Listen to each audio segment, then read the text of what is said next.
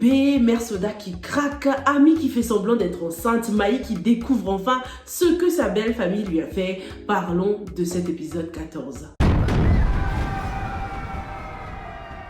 Bonjour à tous et bienvenue sur Yiri TV, je m'appelle Sylvia et sur cette chaîne je fais des revues et des analyses de films et séries afro. Donc si c'est quelque chose qui t'intéresse, n'hésite pas à t'abonner et à activer la cloche pour ne pas rater la prochaine revue. Deux, trois petites choses avant d'attaquer cette analyse. N'hésitez surtout pas à utiliser les highlights pour passer directement aux minutes qui vous intéressent. Alors comme je vous l'ai expliqué dans ma dernière analyse, je suis en plein déménagement. D'ailleurs ça résonne un peu je crois.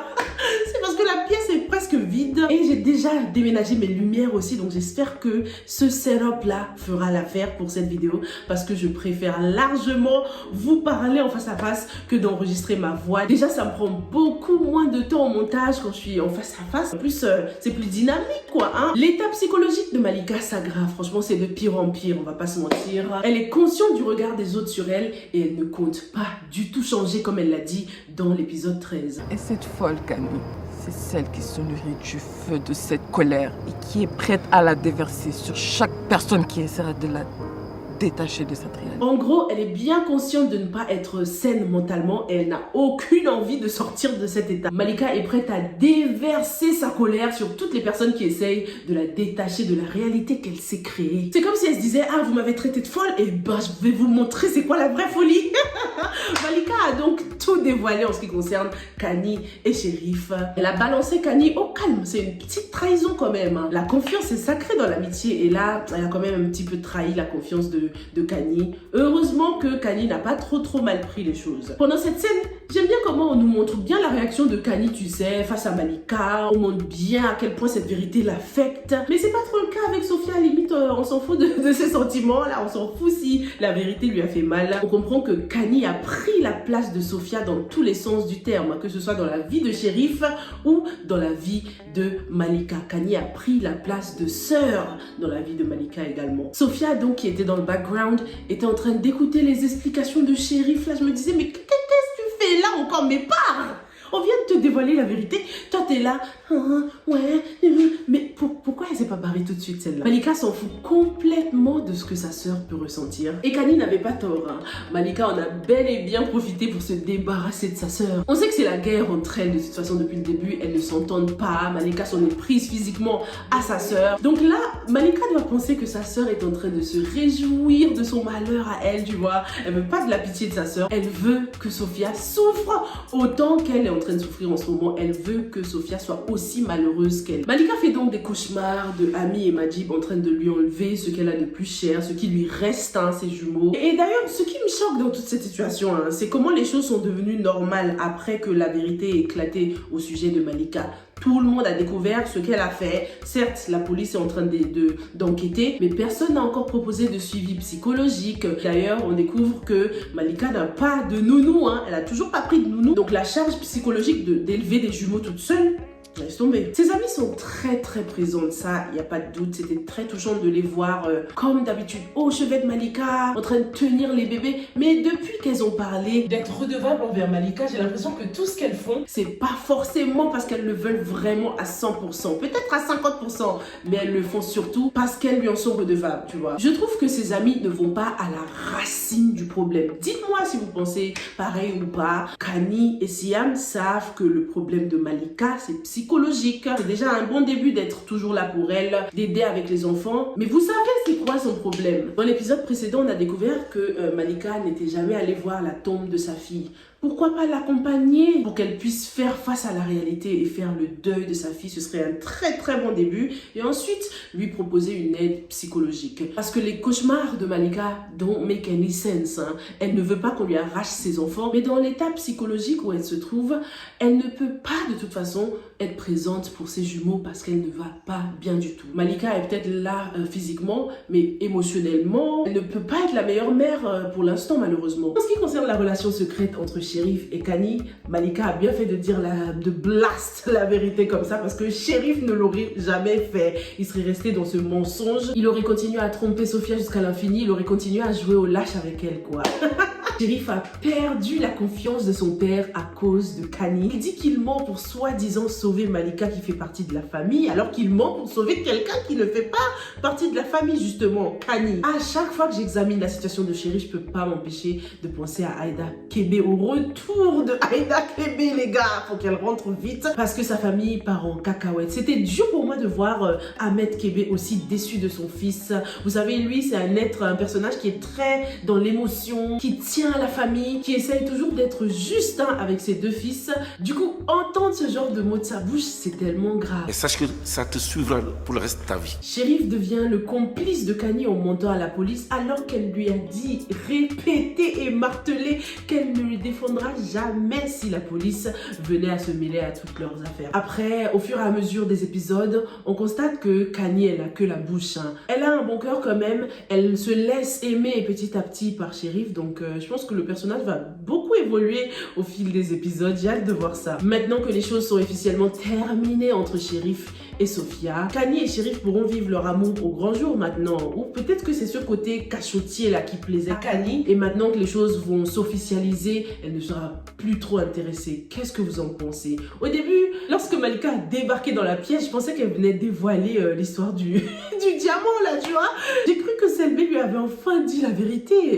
Où est-ce qu'elle se cache cette Selbé? Parce qu'elle détient des indices, des détails importants dans cette affaire-là. Maï a plutôt bien pris cette fameuse révélation, vous pensez pas? Je m'attendais à une réaction beaucoup plus extrême, beaucoup plus impulsive de sa part. Mais Maï a bien mûri depuis la première saison. Même s'ils se sont un peu disputés au début avec Lamine, on sent bien qu'ils ont mûri, qu'ils sont quand même assez soudés, qu'elle peut compter sur lui. C'est vraiment la première saison dans laquelle on ressent véritablement le soutien que Lamine apporte à Maï. C'était difficile de l'entendre dire qu'elle était seule, qu'elle était perdue face à toute cette situation. Donc les paroles et les gestes réconfortants de Lamine étaient primordiaux. Malgré le fait que lui aussi est probablement dans la même situation que Maï. Il est perdu aussi, il se sent aussi seul parce qu'il doit être au milieu là, partagé entre sa famille, ses parents et sa femme. Lamine comprend qu'il doit quand même être là pour sa femme et pour son fils. D'ailleurs, à votre avis, parmi tous les couples qu'on nous a présentés dans cette série, quel est le couple qui a traversé beaucoup plus de difficultés? Si vous deviez les classer, qui viendrait en premier? Dites-moi dans les commentaires. Si vous regardez la vidéo jusqu'ici et que vous n'avez pas encore mis votre like, surtout n'oubliez pas, n'hésitez pas à me mettre un petit like. Ça aidera l'algorithme de YouTube à pousser la vidéo et à la suggérer à d'autres fans de films et séries afro comme nous. Cette lumière, oh mon Dieu, quelle horreur! Tcha, tcha, tcha, tcha, tcha. La mère de Lamine a donc fait ses aveux. Franchement, ça se voyait qu'elle n'allait pas tenir. Qu'elle n'allait pas tenir bien longtemps. Et comme on dit les gars, une faute avouée à moitié pardonnée. J'espère que Maï trouvera une place dans son cœur pour pardonner à sa belle-mère, malgré le fait que ce soit grave ce qu'elle a fait. Je ressens quand même le besoin de lui pardonner à cette maman. Parce qu'on sait qu'elle a un bon cœur quand même. Et de toute façon, l'un des grands thèmes de cette série, c'est la deuxième chance. Tout le monde a droit à une deuxième chance quand même. Dans les premières saisons, c'est cette maman qui se battait corps et âme pour que ça marche entre Maï et Lamine. Dans la deuxième saison, elle a un peu changé. Mais dans la troisième, là, franchement, on lui pardonne. Personne n'est parfait, personne n'est irréprochable. À part, bon, peut-être Maï. Maï, c'est vraiment le personnage le plus irréprochable de la série. C'est elle qui subit à chaque fois, en fait. Mais elle ne fait jamais d'erreur. Et c'est pas toujours une bonne chose. Parce que quand on fait soi-même des erreurs, on a tendance à mieux comprendre les autres, en fait. Maï a finalement changé d'avis concernant les traitements traditionnels. Elle veut que son bébé soit opéré. Ça m'a surpris ça par contre parce que cette histoire de potion devrait encore plus la convaincre que justement la médecine traditionnelle ça marche. Mais ça l'a plus fait flipper on dirait. En tout cas dans l'ensemble, j'adore comment le couple Maï-Lamine a géré cette crise. Mais je sens que la tragédie arrive parce qu'on n'est que 14e épisode là.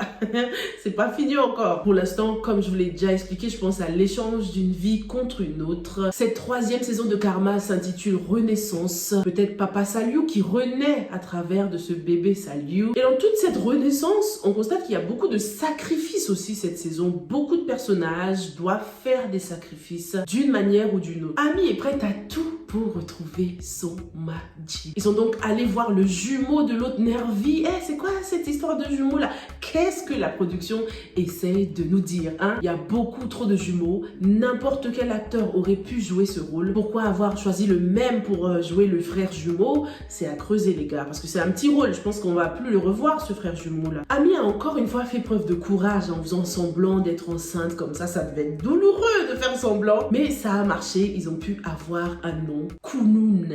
D'ailleurs, j'ai beaucoup aimé le costume choisi pour Jazz et Ami. Je trouve qu'il était très adapté pour ce qu'ils étaient en train de faire là. Se camoufler, le vert kaki était très bien pour une scène undercover. Jazz est vraiment le personnage parfait pour Ami. Ils sont tellement complémentaires ces deux-là, c'est juste incroyable. Jazz n'a peur de rien. Comme Ami, il est toujours prêt à aller jusqu'au bout des choses. Hein. J'aime tellement ce duo, c'est l'un de mes duos préférés du cinéma sénégalais. Jazz est l'une des rares personnes à connaître la vraie Ami, hein. The good, the bad and the ugly side of Ami. Et on constate qu'en sa présence, Ami devient toujours vulnérable. Ami se dévoile sans crainte. Et je trouve que c'est tellement rare de trouver une personne aussi complémentaire à soi. Dans cette série, on parle beaucoup de l'amitié entre filles, mais pas assez de l'amitié entre filles et garçons. Je sais que Aziz et Ndeye Marie ont eu cette conversation. L'un d'entre eux disait que c'était pas possible d'entretenir une amitié avec le sexe opposé. Ami et Jazz nous prouvent que c'est tout à fait possible une amitié homme-femme. Qui a dit que c'était pas possible? Il y en a plein de belles amitiés hommes-femmes. N'hésitez pas à partager dans les commentaires si vous en connaissez. Karma, c'est une histoire d'amitié avec un grand A dans sa généralité, quoi. Pas seulement entre filles. Et je trouve qu'on a tendance à l'oublier, ça. Du coup, les gars, qu'est-ce que l'avenir réserve pour Jazz? Je sais pas pourquoi, mais j'ai peur pour lui en fait. Hein. On sait qu'en ce moment, il veut pas trop tremper dans des choses trop dangereuses.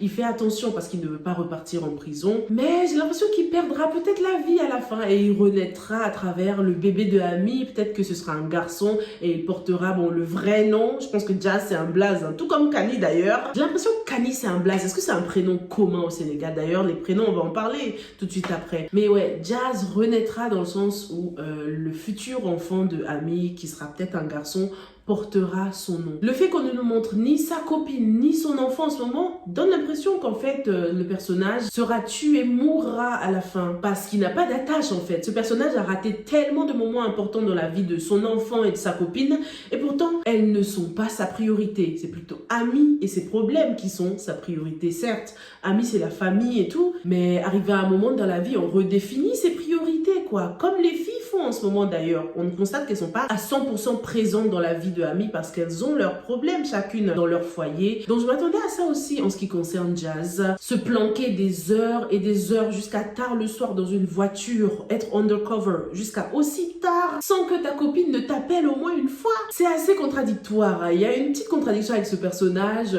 qui prétend ne jamais abandonner la famille et pourtant qui n'accorde pas tant d'importance que ça à sa famille, à lui quoi, et qui continue à vivre comme un loup solitaire, comme un célibataire. Mais on n'abandonne pas la famille. Jazz est-il réellement fait pour la vie de famille, les gars? Concernant Ami, franchement, chapeau pour l'écriture de ce personnage. On a droit à une amie plus mûre, une amie qui comprend ses émotions. Hein. Et il y a toujours cette comparaison avec Malika, qui, elle, de son côté, n'arrive pas à comprendre ce qui lui arrive. Malika est en colère, elle a envie de se venger. En fait, il y a tout en même temps. Alors que Ami, de son côté, comprend mieux. Elle est dans l'instant présent et elle arrive à exprimer ses émotions, en fait. Ces deux personnages, la Malika et Ami, traversent deux moments très sombres en ce moment, mais elles gèrent les choses de façon très différente. Hein. J'ai aimé comment la production nous a représenté le pire cauchemar de Malika, en fait, qui était très psychologique. En plus, elle était habillée en noir. Et de l'autre côté, le pire cauchemar de Ami, qu'elle nous raconte dans le noir. Je trouve que Ami, c'est vraiment un super héros, une super héroïne. Je trouve qu'il faut une force surnaturelle pour faire ce que Ami est en train de faire là. Reconnaître que ça va mal, se dire oui je sais que là c'est vraiment la merde mais je vais tout faire pour que les choses aillent mieux. Les deux femmes se nourrissent de leur souffrance hein, mais l'une de façon positive et l'autre de façon totalement négative. Ami était en train de pleurer dans le noir là dans la voiture. On nous montre souvent Malika en train de pleurer à haute voix, se lâcher alors qu'Ami c'est souvent dans le silence et ça rend la chose encore plus deep. Tu sens que c'est des larmes qui viennent du cœur quoi, tu vois, c'est comme les gens qui pleurent sous la pluie en fait. Tu vois pas forcément les larmes larmes couler, mais tu ressens l'émotion. Avec la pluie qui rajoute ce côté dramatique à une scène, quoi. La sœur de Ndeye-Marie lui a donné les meilleurs conseils du monde. De toute façon, c'était la mieux placée. Hein. Ça fait 7 ans qu'elle est mariée. Elle a conseillé à Ndeye-Marie de parler à Boris. Parce que s'il venait à l'apprendre, il serait doublement déçu. Et elle a tout à fait raison. Moi, j'attends juste le retour de Aziz. Pas Ziggy, hein. Aziz. C'est sûr qu'il va bientôt revenir. Je crois que Ndeye-Marie ne va pas oser dire la vérité à Boris et il l'apprendra de la bouche de quelqu'un d'autre. Tu sais, ça fait encore plus mal, ça. C'était bien de voir Astou jouer son rôle de grande sœur. Mais je trouve que sa situation n'est pas si différente de celle de Ndeye-Marie, hein, lorsqu'on l'examine. Son mari, elle, lui ment aussi. Malgré leurs 7 années de mariage, on voit qu'on peut pas toujours à 100% connaître quelqu'un. Le jeune qui portait tous les deux, là, c'était too much. Hein. Certes, les couples aiment bien avoir des matching outfits, mais dans leur cas, ça résumait tout à fait leur mariage qui est basé sur le mensonge. Le père de Ndeye-Marie a finalement dit toute la vérité à Mère Soda, mais ça ne s'est pas passé comme je l'espérais. Hein. Je pensais qu'en sa qualité de chef de famille, il allait réussir à calmer sa femme quand même. Hein. Comme d'habitude, Mère Soda nous a donné une réaction épique. Ça, c'était nous avant ça. Quand on attendait les épisodes et que Marodi ne les sortait pas. Tu nous emmerdes! Ou quand les épisodes sortaient sans sous-titres. Tu nous fais chier! Quand les épisodes sortaient à 4h du matin. Tourne! Ah les gars, c'était la belle époque. Hein. Les choses ont tellement évolué. Ah, Marodi nous sort des épisodes avec sous-titres maintenant. Est-ce qu'on peut les applaudir quand même, hein? We've gone a long way, les gars. Je me rappelle de l'époque où on espérait que les épisodes allaient sortir avec sous-titres. Maintenant, c'est automatique. Est-ce qu'on peut apprécier ce level up quand même? D'ailleurs, je sais pas si vous l'avez vu, mais le dernier épisode de la série Salma sortira, donc sera diffusé au cinéma au Sénégal et sur une plateforme pour ceux qui ne sont pas au Sénégal. Donc, faudra payer pour y accéder. Qu'est-ce que vous en pensez? Est-ce que ce serait une bonne idée que Marodi mette le dernier épisode de Karma au cinéma pour ceux qui sont à Dakar et sur une plateforme payante pour ceux qui sont à l'extérieur? Moi, ça ne me posera aucun problème. Ça fait longtemps que j'attends que Marodi chop my money, mais prenez mon argent! Dites-moi vous ce que vous en pensez et combien est-ce que vous serez prêt à payer pour regarder un épisode de votre série préférée quand même. Alors, la conversation entre Mère Soda et Boris, je sais qu'il y a beaucoup de mixed feelings hein, concernant cette conversation. Déjà, la mise en scène très belle. Les deux étaient habillés en bleu. D'ailleurs, il y a eu beaucoup de bleu dans cet épisode. Dommage, mes affaires sont déjà déménagées. Sinon, je comptais mettre du bleu aujourd'hui, mais le plan a échoué, quoi. Beaucoup de bleu pour nous apaiser, hein, nous mettre en confiance, pour qu'on soit à fond dans les émotions. Le rideau noir derrière. On n'utilise pas beaucoup de rideau noir dans les séries parce que ça ne laisse pas entrer la lumière. En fait, en général, c'est toujours blanc ou bien une autre couleur. Mais le rideau noir, ici, rajoutait un petit côté tristounet à la scène aussi, en fait. Un petit côté grave, triste. Ça créait une atmosphère émotionnelle avec le vent qui passait derrière, quoi. Beaucoup de personnes pensent que Mère Soda a fait du chantage affectif, en fait, à Boris pendant cette scène. Mais moi, je pense qu'elle était sincère quand même, les gars. Sinon, on aurait vu un dernier regard, là, au moment, tu sais, après avoir embrassé Boris, on nous aurait montré son visage en mode, hein, je t'ai eu, tu vois, un petit... Mais on constate qu'elle était vraiment en larmes, un état dans lequel on n'a pas du tout, mais jamais, l'habitude de la voir, quoi. Mère Soda qui pleure comme ça.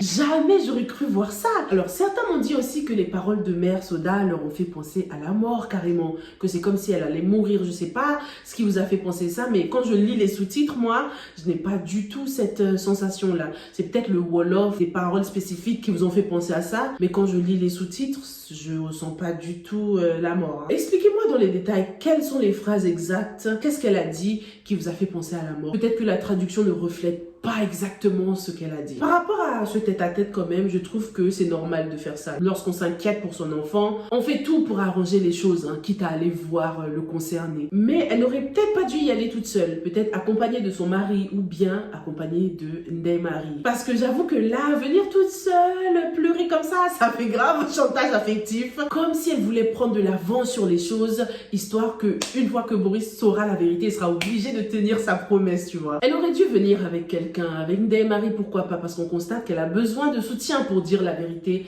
Elle ne pourra pas faire face à Boris toute seule. Hein. Ce que j'ai aimé aussi pendant cette conversation, c'est le fait que Mère Soda rappelle les défauts de Ndeye-Marie, en fait. Parce que Boris met Ndeye-Marie tellement là-haut, sur un piédestal, ça a tendance à même mettre la pression à Ndeye-Marie, parce que tu te dis, bon, je veux pas le décevoir, il dit que je suis quelqu'un de bien, que je suis irréprochable à ses yeux, j'ai pas envie de le décevoir. Donc c'est bien que Mère Soda rappelle quand même les petits défauts de Ndeye-Marie. Ça rend le couple plus sain. Bon, après, Boris, ça se trouve, il les voit très bien, ces défauts, mais il préfère les accepter et de faire l'aveugle, en fait. Mais par contre, on comprend bien qu'il y a des choses qu'il ne pardonne pas, hein, Boris. Et d'ailleurs, il me fait parfois penser à Maï aussi, tu sais, les personnages irréprochables qui ont du mal à pardonner aux autres parce que eux-mêmes n'ont jamais rien fait de mal, quoi. Dites-moi dans les commentaires, est-ce que Boris pourra tenir sa promesse? C'est Jeanne, sa mère, qui a donné sa bénédiction en ce qui concerne Ndeye-Marie. Il sait que c'est la femme de sa vie, c'est celle qu'il lui faut,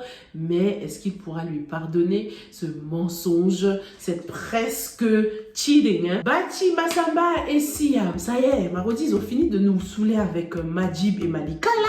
Faut qu'ils nous imposent Bathie Massamba et Siam maintenant. Des fois, je les aime bien, des fois, ils me saoulent, hein.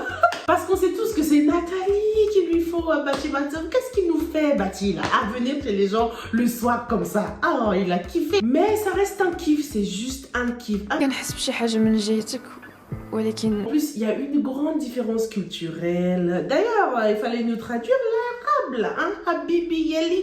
J'ai pas compris ce qu'elle disait, mais je pense qu'elle lui a peut-être parlé de sa tenue, non? De ce qu'il portait. Du coup, ce sera probablement ça leur problème à ce couple. La grande différence culturelle. Ne pas toujours être sur la même longueur d'onde, peut-être.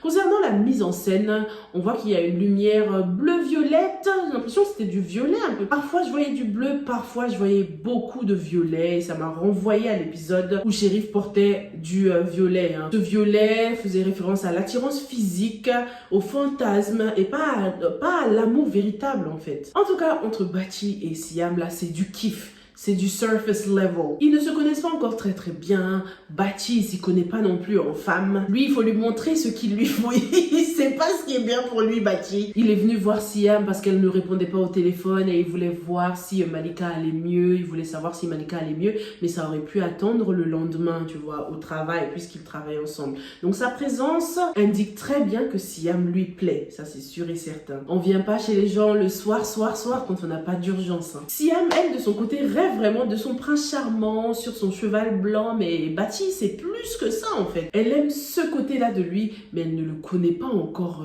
totalement, quoi, tout à fait. Franchement, je vois bien Bathie Massamba aller jusqu'au bout avec Siam, la présenter même à son grand-père, et lorsqu'il va la voir, il va lui dire non.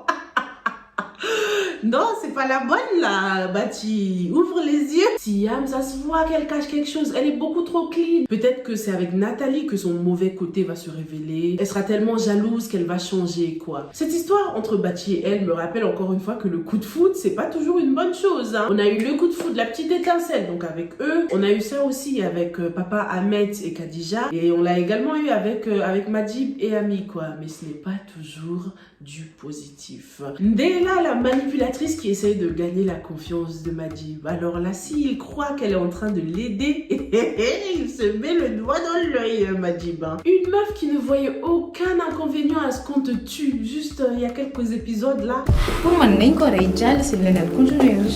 Du jour au lendemain, tu crois qu'elle va vouloir t'aider? Tout ça, c'est de la manipulation. Commençons déjà par analyser ce prénom de Ndella là, parce que on constate que les prénoms ont beaucoup de symbolisme, hein, dans la série. Dites-moi d'ailleurs au Sénégal si ce prénom signifie quelque chose, hein, dans votre pays, au Sénégal ou ailleurs. J'ai trouvé un site qui donne la signification des prénoms. On va l'essayer ensemble, et d'ailleurs, n'hésitez pas à l'utiliser vous aussi pour savoir ce que signifie votre prénom, hein. Je l'ai fait pour le mien. Commençons avec le prénom Ndella. Je trouve que c'est quite accurate quand même. Donc le site c'est signification-prénom.com. Vous pouvez retrouver le lien dans la description. Hein. Ndella est un être difficile à cerner et ne montre jamais aux autres sa véritable personnalité. Le mystère est le voile qui lui sert à la fois de protection et d'arme de séduction. Cette difficulté à cerner la vraie nature de Ndella s'explique par le fait que tantôt son comportement est sage et réservé, tantôt il est rebelle et audacieux. Même en termes de confiance en soi et d'optimisme, Ndella est difficile à cataloguer car au final, son humeur et sa démarche dépendent de ses émotions du moment, toujours changeantes. Tout ceci pour dire que Ndella n'est à l'aise que dans son monde intérieur. Dans la vie au quotidien, cet être sera tour à tour attachant et aimable, puis difficile à vivre et extrêmement versatile. Pourtant, Ndella est perspicace pour montrer la voie à son entourage. Sur le plan familial, prendre le gouvernail lui sied pied, car ainsi, Les êtres qui comptent le plus à ses yeux s'en sortiront mieux que quiconque dans leurs objectifs et leurs aspirations. Ndella est plus un faiseur de champions qu'un champion en soi. Est-ce que c'est pas trop accurate là? C'est clair qu'elle est un faiseur de champions, elle va faire de Majib ce qu'elle veut, ouais. Non mais quand j'ai vu ça, je me suis dit mais c'est elle!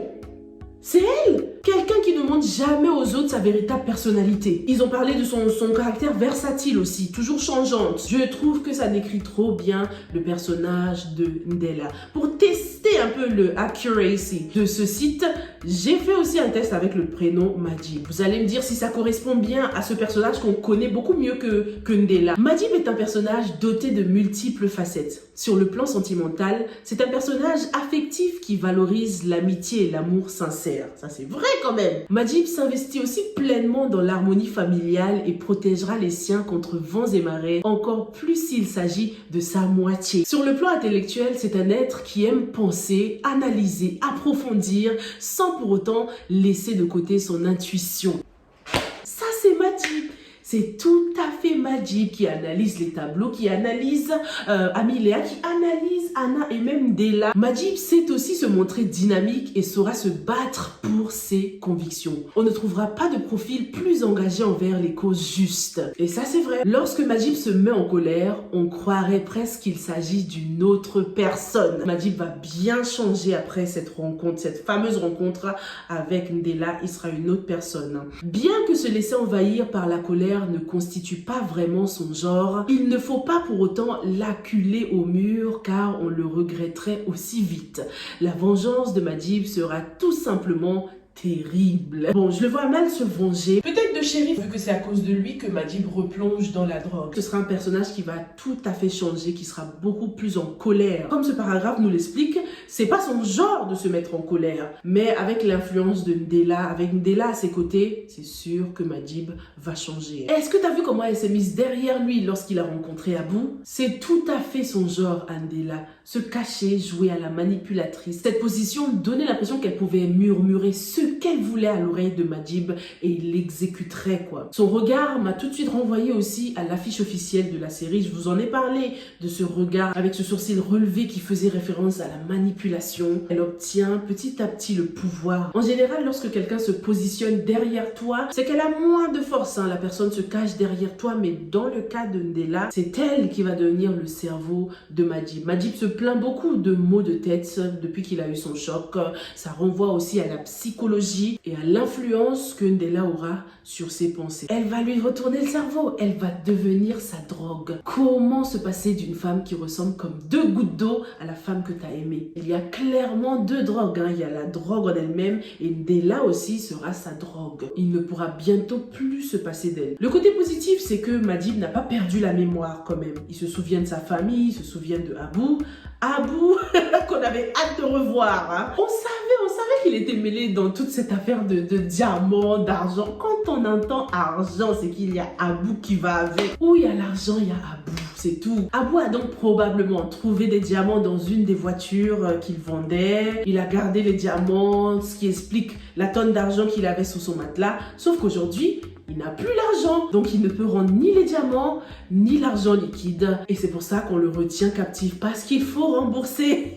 D'après sa dégaine, on comprend que ça fait un moment qu'il est là. Il n'est pas propre sur lui, il a des vêtements déchirés. Il faudrait comprendre maintenant comment est-ce qu'il est arrivé là. Est-ce qu'il s'est échappé de prison et il s'est ensuite fait choper dehors? Ou est-ce que ce sont ces gens-là qui l'ont fait sortir de prison pour le retenir captif dans une autre prison, dans ce lieu-là? Ça voudra dire qu'il y a quelqu'un de haut placé qui s'occupe de toute cette affaire de diamants et c'est pour ça que Mansour a chaud en ce moment. Il ne retient pas qu'un membre de la famille, mais 2 membres de la famille, ce Mansour-là. Même s'il prétend avoir tout sous contrôle, il agit comme quelqu'un qui reçoit des ordres. J'ai l'impression que ce personnage reçoit des ordres depuis un moment. J'attends de voir qui est réellement derrière tout ça parce que ça se voit que c'est pas lui le boss des boss. Abou est réellement seul. On voit que ça va moralement, ça a l'air d'aller parce qu'il a le temps de faire des blagues, il a le temps d'être sarcastique, mais socialement il n'est jamais tombé aussi bas. Regardez le grand Abou, ce qu'il est devenu. pas rasés, des habits sales, déchirés. Il y a des endroits où l'argent ne peut pas t'aider apparemment. Hein.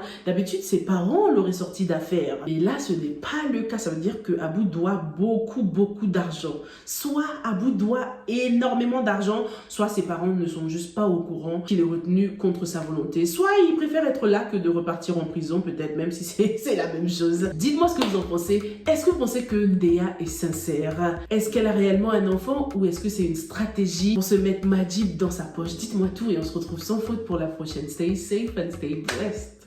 Bye!